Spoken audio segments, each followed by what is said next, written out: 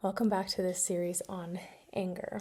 Last time we talked about some myths, and now I just want to say that being willing to work with anger, and when I hear people say, I don't want to be an angry person, I'm actually really nice. I just see so much courage in that, and it's actually an honor to work with people as they move through anger because, like the other videos in this series mentioned, we know that this is a nervous system response that's likely been protecting you for a long time.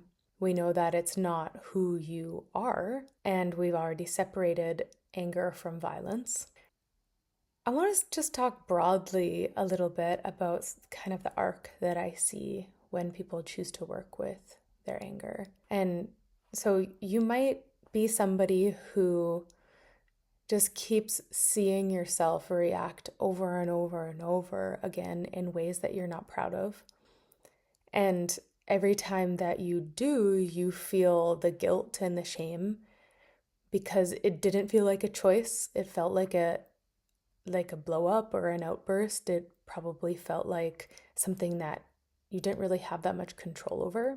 Then typically what I see happen is that people shame and berate themselves because that's not really how they want to be. When you have the courage to work with anger and what's underneath it, typically it looks a little bit like recognizing that actually you do have some feelings and sensitivity other than that, other than anger, that beneath the layers of resentment and contempt and anger and rage, there's probably a pretty sensitive person who has needed something for some time, who's been trying to say something for some time. And that's certainly been the case with some of the people that I've worked with, especially men. And watching people learn healthy expression of their boundaries and anger is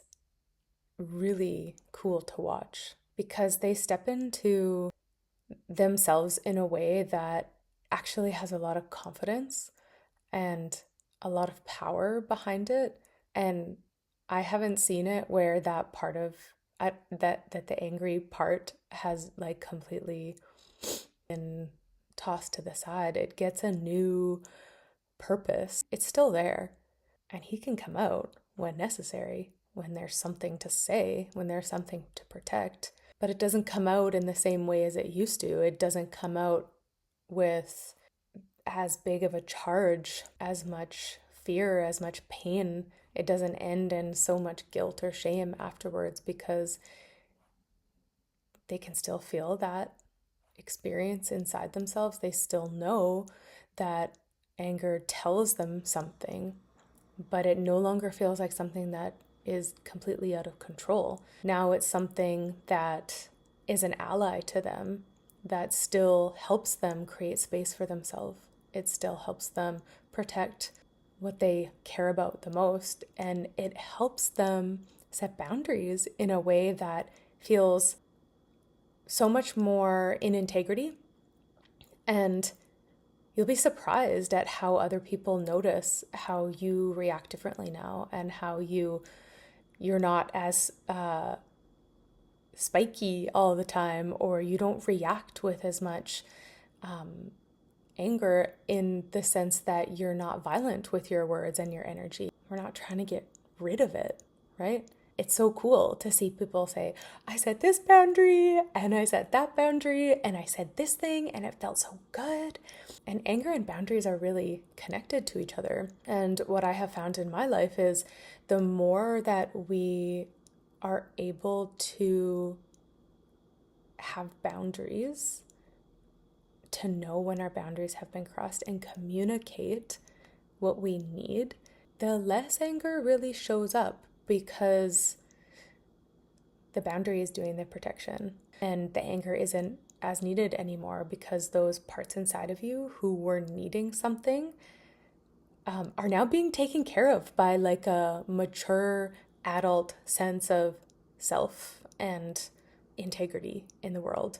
And like I said, I haven't seen that meme that people just turn into rollover kind of like puppy dogs, that they are never angry ever again, and they're never going to stand up for themselves. So some people have this relationship where it's totally suppressed and they don't want to be angry, and they're afraid that if they do use their anger, then it's going to hurt somebody, or it's going to they're going to lose people, right? And then on the other side, I'm so angry all the time, or I react in these ways that I'm not proud of. And it's the same thing, right? I feel shame and guilt because I have hurt myself or somebody else.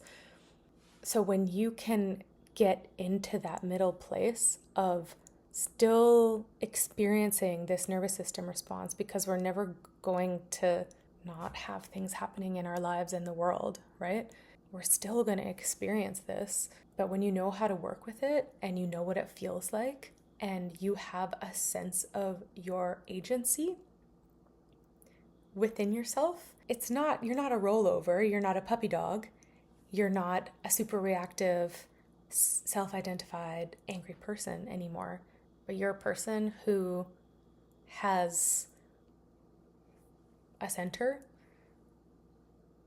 and a sense of boundaries and a sense of what's true for you, and it becomes easier and easier to communicate that.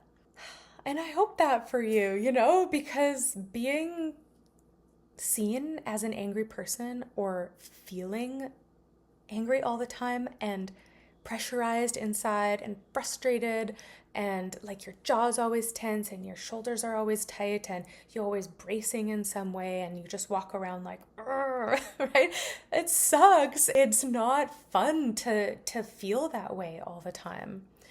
And so my hope for you is that you can learn this more powerful place inside of yourself. The last video in this series, I'm going to tell you a little bit about what it looks like to work somatically with anger, and how I think of it when I work with people. And yeah,